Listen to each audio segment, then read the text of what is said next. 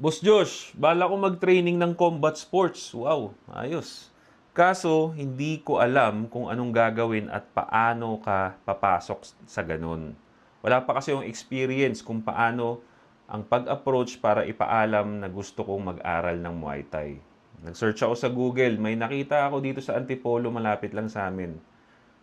So, bilang first time, no, normal yan. Normal yan talaga na as in wala kang idea kung paano ko mag-uumpisa sa ganyan. So, ito yung video para doon, no. Unang-una mong kailangan gawin, kung may nakita ka ng gym, puntahan mo na kagad.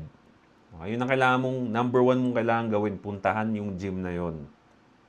Wala nang maraming chat-chat sa Facebook nila, kung ano-ano pang shit, puntahan mo na para makita mo na yung hinahanap mo.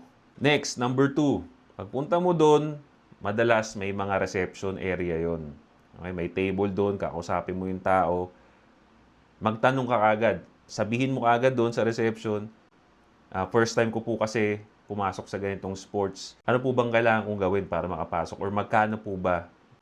Okay?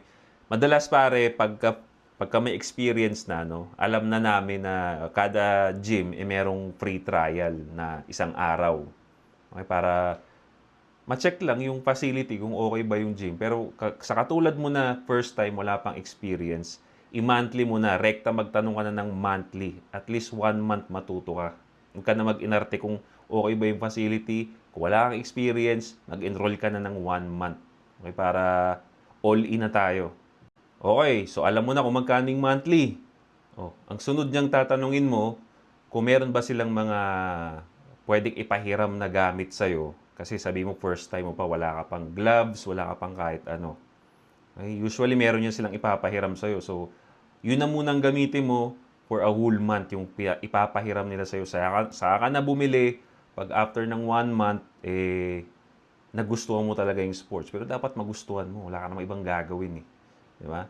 So, pero para pro tip lang para maiwas gastos ka, yung rental muna ng gym ang gamitin mo para safe tayo sa gastos at hindi ka mag-aksaya.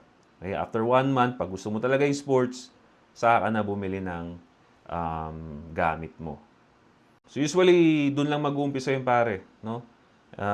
Pero yun ang number one mong gawin, ang pumunta na lang doon. Usually, approachable naman yung mga tao doon, lalapitan ka na, ano boss, anong kailangan nyo?